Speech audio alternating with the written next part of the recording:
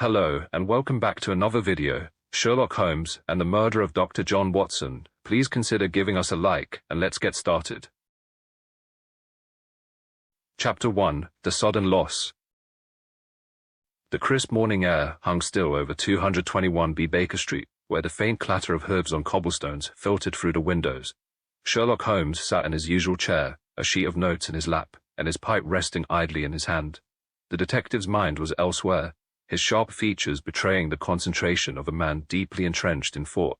Dr. John Watson had left early that morning for his usual rounds. Holmes had heard the faint click of the door and Watson's cheerful farewell, which he acknowledged with little more than a grunt. Their friendship was built on such routines, mutual respect for one another's independence, punctuated by moments of shared purpose. It was nearing noon when the tranquility of the day was broken. A sharp, hurried knock echoed from the door below, followed by the familiar shuffle of Mrs. Hudson's steps. Moments later, the door to the sitting room burst open, and Mrs. Hudson appeared, her face ashen. "Mr. Holmes," she gasped, clutching the doorframe for support. "Inspector Lestrade, he's downstairs. There's dreadful news. It's Dr. Watson." Holmes's eyes narrowed, and his pipe clattered onto the table. He stood abruptly, his voice steady but laced with a cold urgency. "What has happened?" Mrs. Hudson's voice faltered. "Oh, Mr. Holmes, he's been found dead." The word struck like a blow, but Holmes's expression remained impassive, though his knuckles whitened as he gripped the back of his chair. "Where?" he demanded, his tone sharp and clipped. "Near Hyde Park, sir," she whispered. "Inspector Lestrade will explain." Holmes grabbed his coat and hat with mechanical precision, his movements swift and deliberate. "Send him up immediately. Mrs. Hudson, fetch a cab," he said as he strode toward the door. Lestrade entered moments later, his usually brash demeanor subdued. "Holmes," he began, his voice uncharacteristically hesitant, "I'm sorry to bring this news. A man matching Dr. Watson's description was found early this morning near the Serpentine in Hyde Park. The scene, well, it's grim." Holmes's eyes bore into Lestrade's. "Matching his description, you are not certain?" Lestrade hesitated. "The clothing, his belongings, it all points to Watson, but you should see for yourself." Without another word, Holmes swept past Lestrade and descended the stairs, the inspector following closely behind. The cab ride to Hyde Park was silent, save for the rhythmic clatter of wheels on stone. Holmes sat rigid, his piercing gaze fixed ahead, his mind already whirring through possibilities, unwilling to accept the worst without evidence.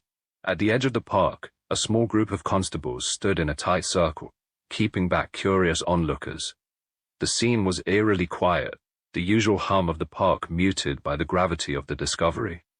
Holmes stepped out of the cab, his long strides carrying him past the constables to where the body lay, covered by a white sheet. Lestrade gestured for the constables to step aside. "I thought it best to leave things as they were until you arrived." Holmes crouched by the body, his sharp eyes scanning every detail of the surroundings before he touched the sheet. With a steady hand he pulled it back, revealing a man in a familiar overcoat and scarf. Blood had pooled beneath him, staining the grass, and a cane lay discarded nearby. For a moment, Holmes did not move. His keen eyes took in the scene with detached precision, but his clenched jaw betrayed the turmoil beneath. Finally, he spoke, his voice cold and analytical. "Where is his revolver?" he asked. Lestrade blinked. "Revolver? Watson always carries one. If this was a robbery, where is it?"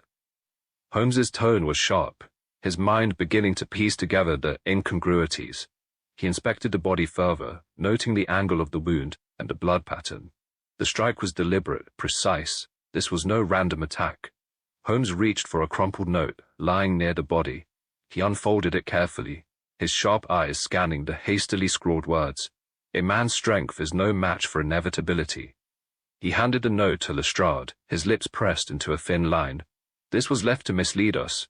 Whoever staged this wants us to believe it was impulsive." Lestrade frowned. "Staged? What are you saying, Holmes?" "I'm saying," Holmes said, his voice low and taut, "that this was premeditated. Someone wanted Watson dead, or wanted us to believe he was dead, and went to great lengths to ensure it." Standing, Holmes cast one last look at the body. "I'll need access to the autopsy report immediately, and I want to question anyone who might have seen or heard anything unusual in the park last night." Lestrade nodded. "Of course. Anything else? Yes. Holmes's voice grew softer, more introspective. Ensure his belongings are handled carefully. Nothing must be overlooked. As the body was taken away, Holmes stood alone near the Serpentine, his silhouette sharp against the pale morning sky. The park seemed vast and empty, its beauty marred by the weight of the scene. Holmes's fists clenched at his sides as he gazed into the distance.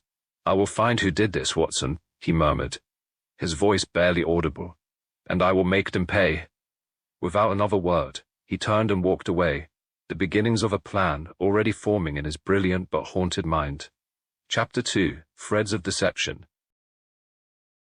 Back at 221 Baker Street, Sherlock Holmes sat alone in the dimly lit sitting room, his sharp features illuminated by the soft glow of the fire.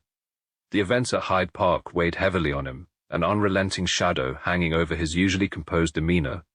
The note found near the body and the deliberate nature of the crime replayed in his mind like a puzzle demanding resolution. Mrs. Hudson timidly entered, carrying a tray with a fresh pot of tea. "Mr. Holmes, you've barely touched your breakfast. Perhaps some tea will help." Holmes glanced at her, but said nothing, his mind elsewhere. He leaned forward, fingers steepled beneath his chin. "Mrs. Hudson," he said finally, his voice low and distant. "When Watson left this morning, did he say anything unusual? Mention any appointments, places he planned to visit?" Mrs. Hudson set the tray down carefully, her hands trembling slightly. "Not that I recall, sir. He was his usual cheerful self, just said he had some errands to run and would be back for lunch." Holmes nodded absently, dismissing her with a small gesture. Once alone, he turned his attention to the map of London spread across the table. He marked Hyde Park with a red circle, adding notes about the location of the body, the direction of the drag marks, and the possible time of death. The puzzle wasn't fitting together. Not yet. By midday, a knock at the door interrupted his thoughts. Inspector Lestrade entered, carrying a folder of reports. His expression was grim but determined. "St. Bartholomew's just sent over their preliminary findings. Thought you'd want to see this." Holmes took the folder and began reading with practiced speed. The medical examiner had confirmed Holmes's suspicions. The body was not Watson's. The victim, a man of similar build and complexion, had been dressed in Watson's clothes and posed to create the illusion of his identity. The clean wound indicated precision, likely from a trained professional. "Cause of death was a single incision to the neck," Lestrade said, summarizing the report. "No signs of struggle, no defensive wounds. Whoever did this knew exactly what they were doing." Holmes closed the folder and leaned back, his mind racing. This was not just a murder. It was a message, calculated, methodical. Someone went to great lengths to make me believe Watson is dead. The question is why? Lestrade frowned. "You think this is personal? Someone targeting you?" "Unquestionably," Holmes replied. "Watson was the means to an end. By removing him, or making it appear so, they sought to destabilize me, to disrupt my focus. It's a tactic meant to cloud my judgment." Lestrade nodded slowly. "So, where do we start?" Holmes stood abruptly, pacing the room as he spoke. The note found at the scene, it was hastily written but deliberate. The wording suggests inevitability, a taunt meant to unnerve me. The body, carefully posed and moved, indicates a level of planning that eliminates common criminals. This was the work of someone with resources, knowledge, and motive. He stopped at the window, staring out at the foggy street below. "We begin by tracing Watson's movements this morning. He had errands to run," Mrs. Hudson said. "I want to know where he went, who he spoke to, and if anyone saw anything unusual. Additionally, we must identify the victim. Whoever he was, his role in this deception is critical to understanding its purpose." Lestrade scribbled notes as Holmes spoke. "And a revolver?" "You mentioned Watson always carries one." "Precisely," Holmes replied. "The absence of his revolver suggests he was caught unawares, likely by someone he trusted or did not perceive as a threat. That narrows the field significantly." Lestrade stood, ready to act. "I'll put my men on it. We'll canvass the area near Hyde Park and trace Watson's movements. You'll be the first to know if we find anything." As Lestrade left, Holmes sank back into his chair. The weight of uncertainty pressing down on him. The absence of Watson, his steadfast companion, was a void Holmes had not anticipated. For the first time in years, he felt an ache of vulnerability creeping into his thoughts. He reached for his violin, drawing the bow across the strings in slow, mournful strokes. The music filled the room, a balm for his restless mind, as he replayed the details of the case. Somewhere within the tangled threads of this deception lay the truth. He only needed to find it. By the time the fire had burned low and the room was cloaked in shadows, Holmes had resolved his course of action. Whoever had orchestrated this crime had underestimated him. They sought to unnerve him, but they had only ignited his relentless determination. "Watson," he murmured to the silence, "wherever you are, I will find you.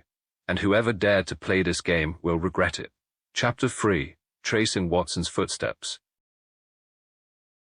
The morning after the grim discovery at Hyde Park, Holmes threw himself into action with his characteristic intensity. The quiet stillness of 221B Baker Street was broken by the scratch of his pen against paper and the occasional sharp rustle of maps and documents as he pieced together every fragment of information he could gather.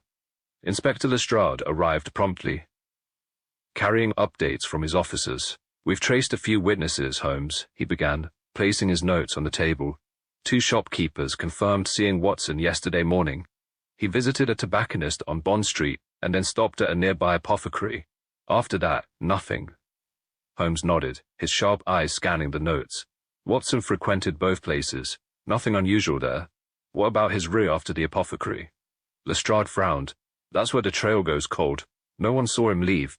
It's as if he vanished." Holmes stood abruptly and began pacing the room, his mind racing. "Vanished? No, Lestrade, Watson does not vanish.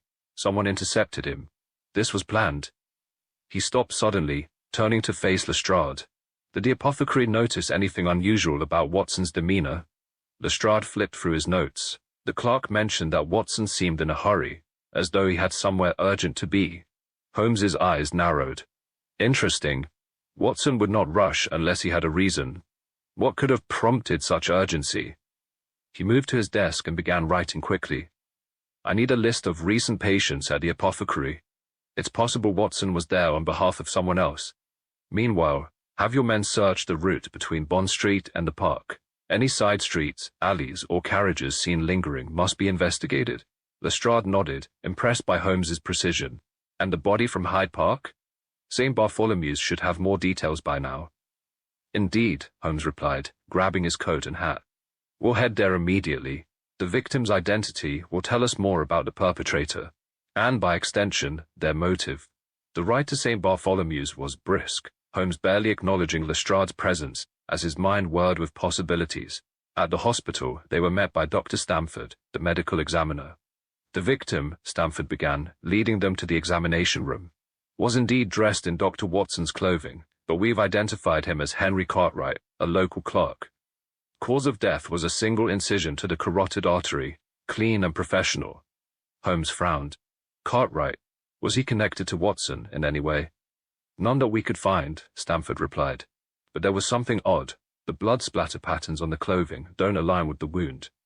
Holmes's eyes lit with recognition. "The body was dressed post-mortem. Someone planted the clothes to mislead us." Stamford nodded. "Precisely."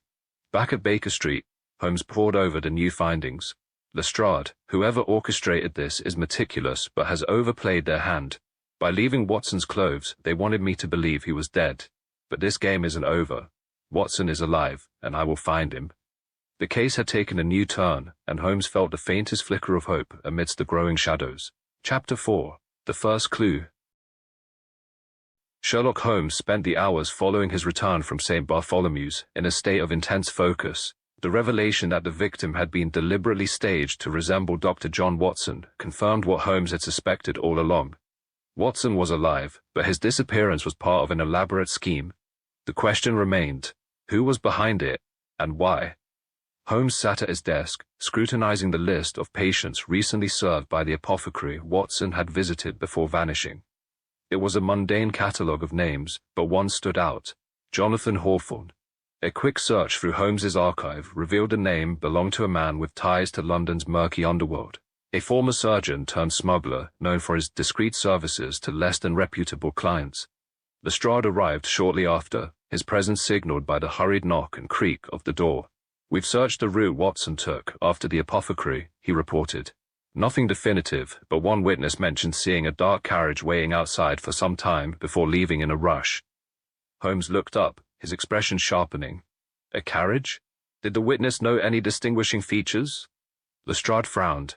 They said it was plain, nothing remarkable, but they did notice the driver had a scar running along his left cheek.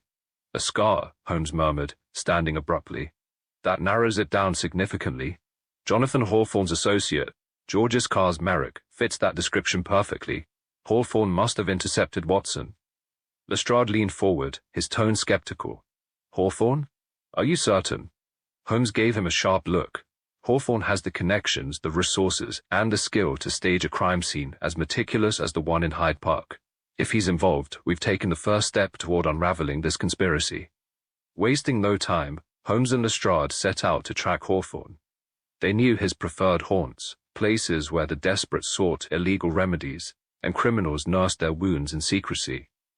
Their search led them to a shadowy tavern on the outskirts of East London, a place known to harbor Hawthorne's associates. Inside, the dimly lit room reeked of smoke and stale ale. Holmes and Lestrade moved with purpose, their presence drawing cautious glances from the unsavory patrons.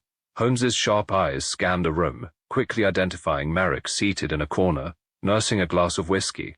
Merrick, Lestrade said, stepping forward with authority. We need to have a word.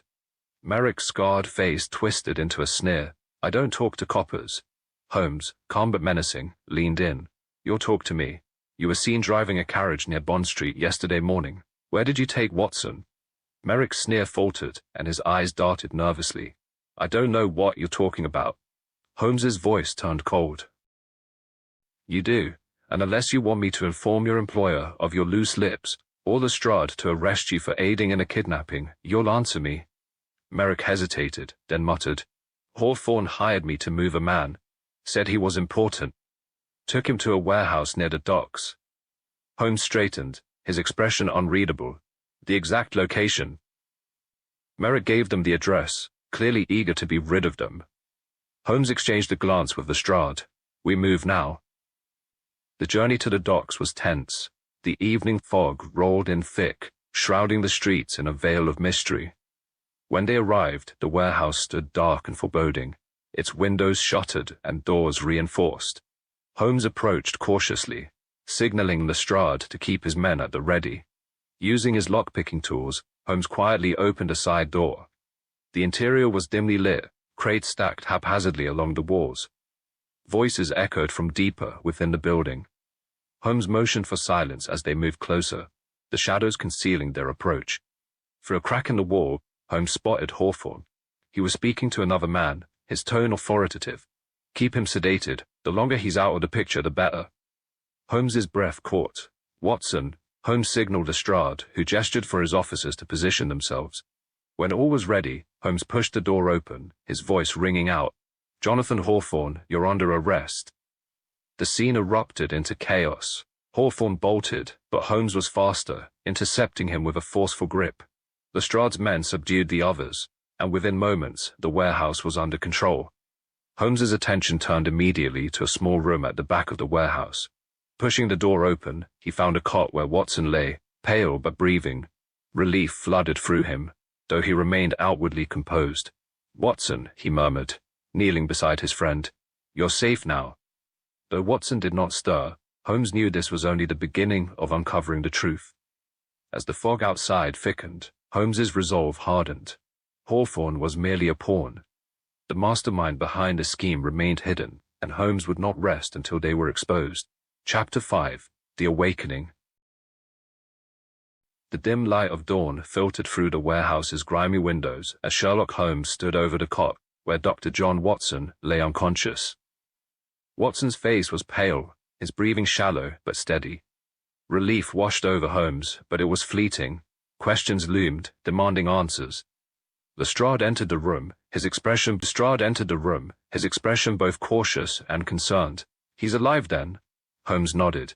Barely. Whoever orchestrated this went to great lengths to ensure Watson was removed from the equation without taking his life. It's a deliberate choice, which suggests they have further plans. A medic from Lestrade's team stepped forward to examine Watson, carefully checking his pulse and lifting his eyelids. He's been sedated, likely with a strong opiate. He'll recover, but it may take some time for him to wake. Holmes's eyes darkened. Time is a luxury we cannot afford. In the adjoining room, Jonathan Hawthorne was handcuffed to a chair, his face bruised from the struggle. Holmes wasted no time in confronting him. "Hawthorne," he began, his voice cold and cutting, "you orchestrated this elaborate charade, the staged murder, the abduction. Who hired you?" Hawthorne smirked, though his defiance was undermined by the flicker of fear in his eyes. "You think I'd tell you? I'm no fool, Holmes." Holmes leaned in, his piercing gaze unrelenting. "You're a pawn in this game, Hawthorne, and pawns are always sacrificed. Your employer will discard you the moment you are no longer useful. Speak now, and you may yet save yourself." Hawthorne hesitated, his bravado faltering. "I was paid to take the doctor," he admitted grudgingly. "Didn't ask questions, just followed orders." "Who gave the orders?" Holmes pressed. "A messenger," Hawthorne replied, his voice low. "Anonymous. Came with money and instructions. The body in Hyde Park. That was their idea. They wanted you to think Watson was dead." Holmes straightened, his mind already racing through the possibilities. "And where were you to take Watson after this warehouse?" "I wasn't told," Hawthorne said quickly. "Once I handed him over to the men here, my part was done." Holmes's lips pressed into a thin line. "Conveniently vague," he muttered, "but you've given me enough to work with." Returning to Watson's side, Holmes felt a flicker of unease. This plot was larger than a simple kidnapping. It was a precise, calculated move to destabilize him. Watson's removal was only a piece of the puzzle. The mastermind behind this operation was still hidden, their motives shrouded in darkness. As the hours passed, Watson began to stir. His fingers twitched, and his eyelids fluttered. Holmes leaned closer, his voice calm but urgent. "Watson, can you hear me?" Watson's eyes opened slowly, unfocused at first, then sharpening as recognition dawned. "Holmes," he croaked, his voice hoarse. What happened?" Holmes placed a steadying hand on his shoulder. "You were abducted, drugged, but you're safe now." Watson struggled to sit up, his brow furrowing. "I remember leaving the apothecary. There was a man waiting. He called out to me as if he knew me. Then, darkness." Holmes nodded. "Hawthorne orchestrated your abduction, but he's only a middleman, acting on orders from someone higher up." Watson's gaze hardened. "This was about you, wasn't it? They wanted to weaken you." Holmes didn't reply immediately, his expression distant. "Yes," he said finally, "but I have no intention of succumbing to their plan. Rest, Watson. We'll need your mind sharp for what comes next." Despite his exhaustion, Watson's voice carried its usual resolve. "Whatever this is, Holmes, we'll face it together." Holmes allowed himself a faint smile, the first in days. "Indeed, Watson, together." As the morning light brightened the warehouse, Lestrade entered with new information. "We traced the messenger Hawthorne mentioned," he said. "A man matching the description was seen boarding a ship at the docks last night. It's headed for Calais." Holmes's expression hardened. "Then our next move is clear. We follow the trail to Calais." With Watson recovering and a new lead in hand, the pieces of the puzzle were beginning to align, but Holmes knew the mastermind behind his plot was watching, anticipating his every move. The game was far from over, and the stakes had never been higher. Chapter 6: The Trail to Calais. The crisp evening air carried the scent of the Thames as Holmes, Watson, and Lestrade prepared to board a steamer bound for Calais. Watson, though pale and visibly tired, stood firm beside Holmes, his resolute gaze unwavering. Though weakened from his ordeal, his voice carried the same steadiness Holmes had always known. Holmes remained focused, his expression as sharp as ever. He knew the trail they followed might grow colder with every passing hour. Hawthorne's lead had been vague, but it was the only thread they had to unravel this intricate web of deceit. The mention of a messenger fleeing to Calais added another piece to the puzzle, but questions loomed large. What game was their adversary playing? And how did Watson's abduction fit into the larger scheme? The steamer pulled away from the dock, its rhythmic churning a steady backdrop to their quiet tension. Holmes sat in the cabin, his hands steepled beneath his chin. His mind churned as relentlessly as the boat's engine, revisiting every detail, the staged crime scene, the deliberate clues, the taunting note. Each element pointed to a calculating and personal enemy, one who understood his methods too well. Watson, seated across from Holmes, broke the silence. This feels more personal than anything we've faced before. They didn't just want to deceive you, Holmes. They wanted to rattle you. Holmes's gaze flicked to his friend, the faintest hint of warmth in his voice. They underestimated the bond we share, Watson. Their attempt to weaken me only strengthens my resolve, but they are resourceful, and resourceful adversaries are the most dangerous. By the time they reached Calais, the faint glow of dawn illuminated the French coastline. Waiting for them at the dock was Inspector Dupont, a wiry man with sharp features and an air of efficiency.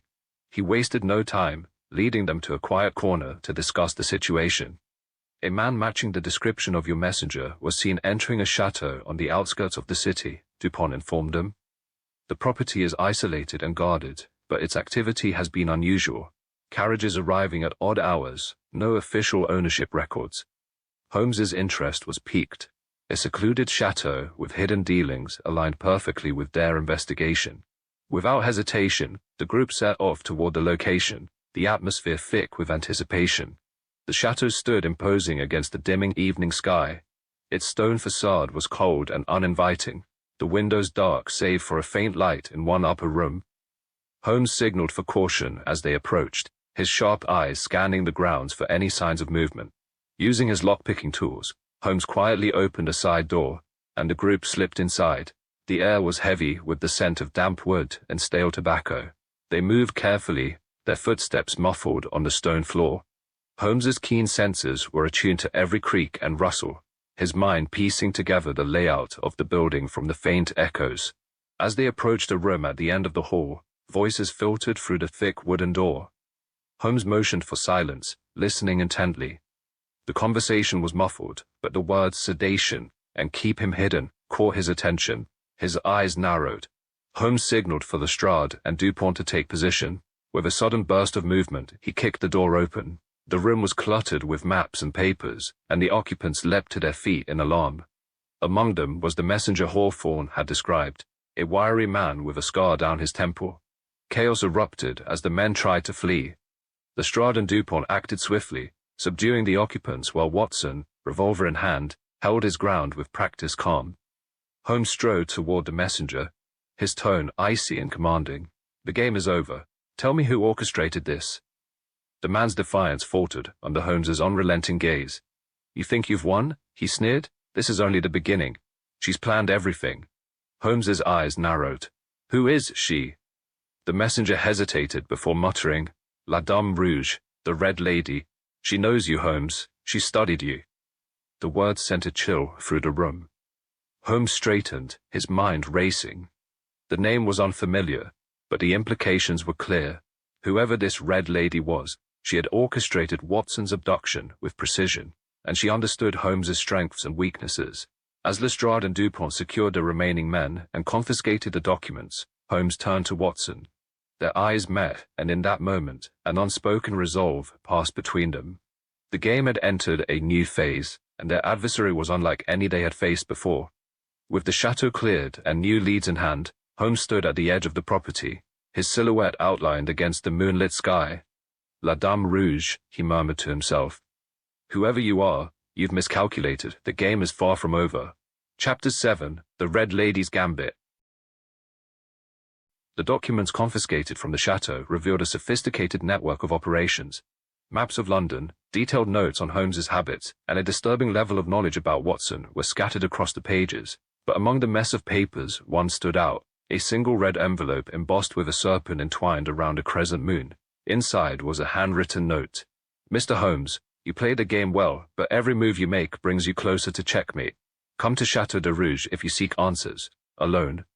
La Dame Rouge." Holmes read the note aloud, his voice steady but with an edge of intrigue. Watson, still pale but determined, Watson, still pale but determined, stood beside him, scanning the maps. "Holmes, this is clearly a trap.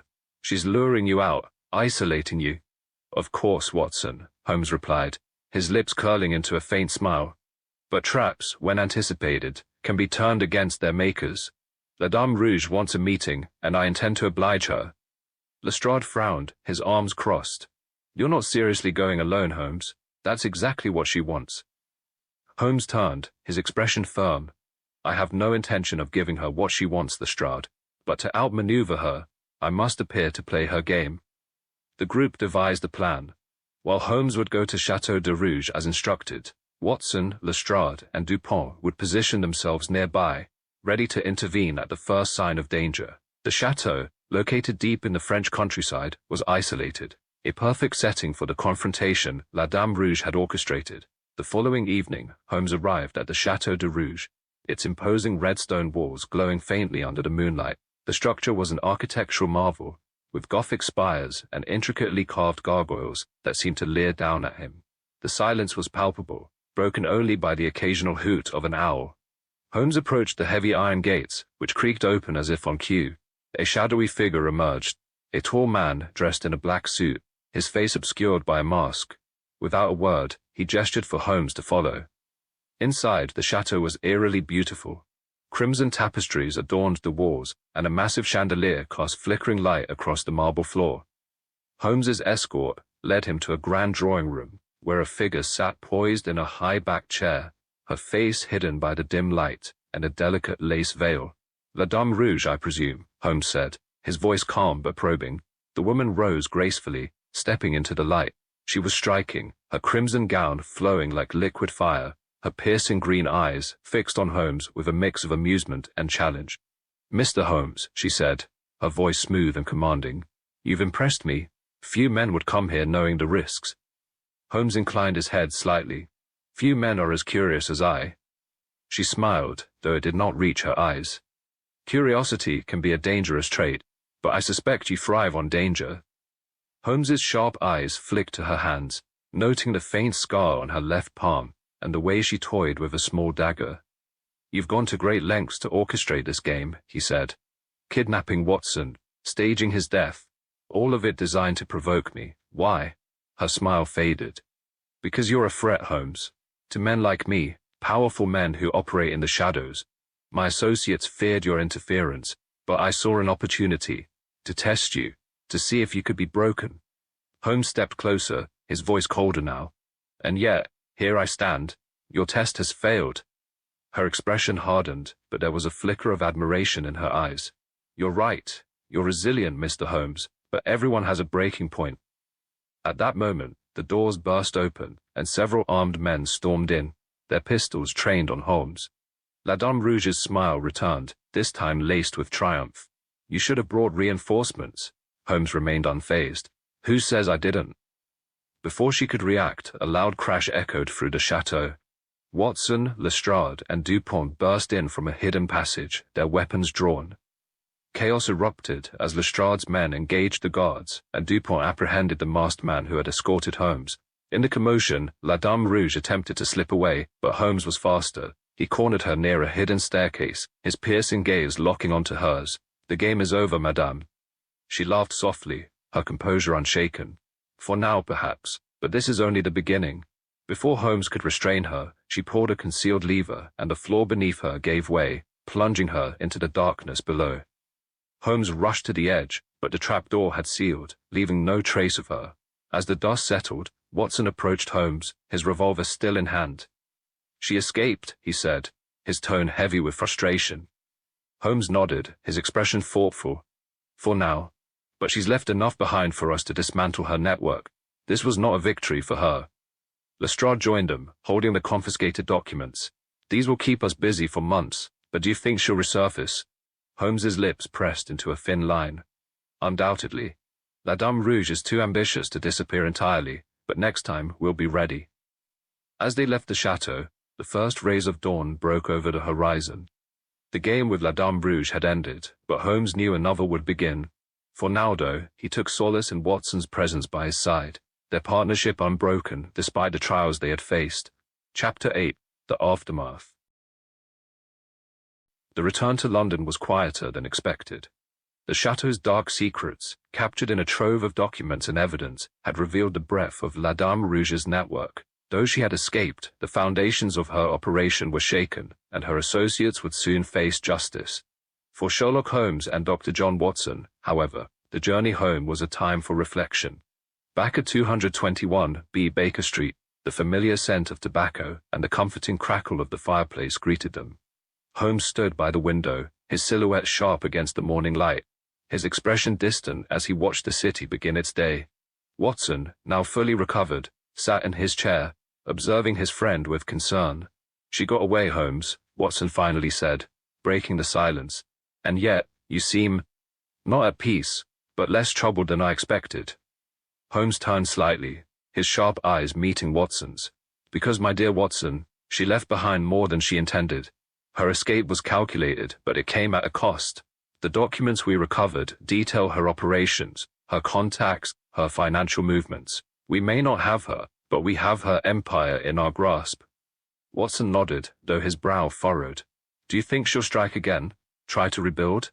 Holmes allowed himself a faint smile. "Oh, undoubtedly. But La Dame Rouge made one critical error. She underestimated the resilience of those she sought to manipulate. She believed breaking our partnership would destabilize me. Instead, it strengthened my resolve." Watson leaned back in his chair, the weight of the past days finally lifting. "And what of Hawthorne and his ilk? They'll face justice, I presume." "Indeed," Holmes replied. "Lestrade will see to that. Hawthorne and his accomplices are the first dominoes in a long chain. Each name we uncover will lead us closer to dismantling her network entirely." The room fell into a comfortable silence as Holmes retrieved his violin, drawing the bow across the strings in a slow, mournful melody. Watson watched him, recognizing the tune as one Holmes often played when his mind was restless but his spirit was steady. After a while, Watson spoke again. "Holmes, I must ask, what drove her to such lengths? She could have simply eliminated me, yet she chose a more elaborate path. Why?" Holmes paused, lowering the violin. "Power, Watson. Control. For someone like La Dame Rouge, the game is not merely about victory, it's about the artistry of it. By orchestrating your disappearance and staging your death, she sought to demonstrate her superiority, to prove that even I could be manipulated." Watson frowned. "But she failed." Holmes's eyes glinted. "Precisely. And failure, for someone like her, is intolerable. She'll resurface, Watson. People like her always do, and when she does, we'll be ready."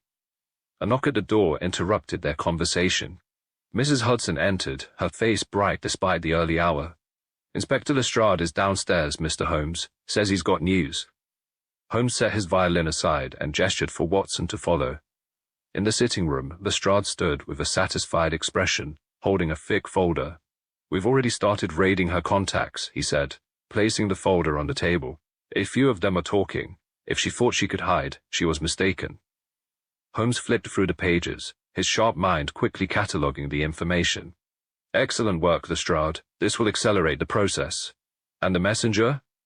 Lestrade smirked. "Singing like a canary. Turns out he didn't much enjoy being left behind when she fled." Holmes's lips curled into a faint smile. "Her own men will be her undoing." Lestrade nodded, tipping his hat. "I'll leave you to it then. Just thought you'd like to know we've made progress." As Lestrade departed, Watson poured 2 cups of tea, handing one to Holmes. "Do you think we'll ever catch her?" Holmes took the cup, his expression thoughtful. "One does not catch a storm, Watson. One prepares for it. La Dame Rouge is a formidable adversary, but she is not invincible. Her desire for control will be her undoing." Watson raised his cup in a small toast. "To the next case, then." Holmes raised his in return, a rare warmth in his gaze. "To the next case and the enduring strength of partnership." As the morning light filled the room, the 2 men sat in quiet companionship.